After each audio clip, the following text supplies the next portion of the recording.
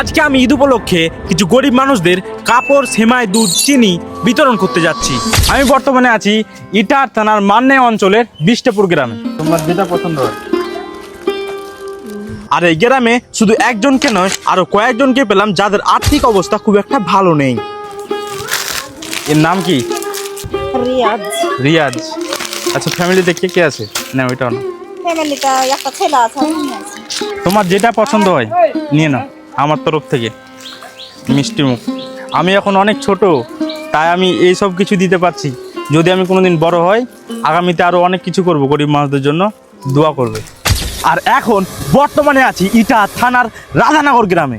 আর এই ঈদের খুশি শুধু মুসলিমদের নয়, এই ঈদের খুশি সমস্ত ধর্ম, সমস্ত সম্প্রদায়ের হওয়া উচিত। তাই আমি কিছু হিন্দু পরিবারের বাড়িতে গেলাম যাদের আর্থিক অবস্থা মোটেও ভালো ছিল না।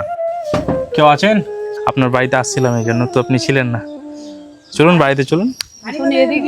আপনার বাইরে এদিকে তো জল চলে এসছে, প্রবলেম হয় না? আর শুধু একজনকে নয়, আমরা আরো একজনকে পেলাম যার বাড়িকে বাড়ি না বললেই চলে। এখানে আপনি একাই থাকেন? একাই থাকছেন? কিভাবে? তো আপনার ইনকাম, খাওয়া দাওয়া? দুটো ছাগল টাগল পুষছি। আচ্ছা, খাচ্ছি কোনো মতো। ভালো আছেন? কোনো মতো। কোনো মতো। হ্যাঁ, ভাগ্যে আমার ভাগ্যে না না না, দুঃখ নাই আমার। আচ্ছা আচ্ছা, যেটা দিবা সেটাই খুশি আমার। আচ্ছা, তো আমার কোনো দুঃখ নাই। খাবার দাবার হয়েছে? কোনো মতো খাইছি ভাই।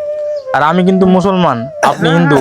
অনেকেই মুসলমান হিন্দু নিয়ে বিবাদ ছড়াচ্ছে, কিন্তু আমরা এরকম চাই না। আমরা খুব ভালো আছি, যাতে শান্তি হয় চল। হ্যাঁ, আমরা ভাই ভাই আমরা খুব ভালো আছি। জানি না যে মুসলমান আলাদা, হিন্দু আলাদা, সব এক। আর এটা আমি আমাদের ঈদ উপলক্ষে দিলাম। ঈদের খুশি যেন সবার খুশি হয়। হ্যাঁ, আমরা ওটা আশীর্বাদ করবো। আমরা কুরবানির এই ঈদ খুব ভালোভাবেই যা সাফল্য হয়। ঠিক আছে, আসি তাহলে।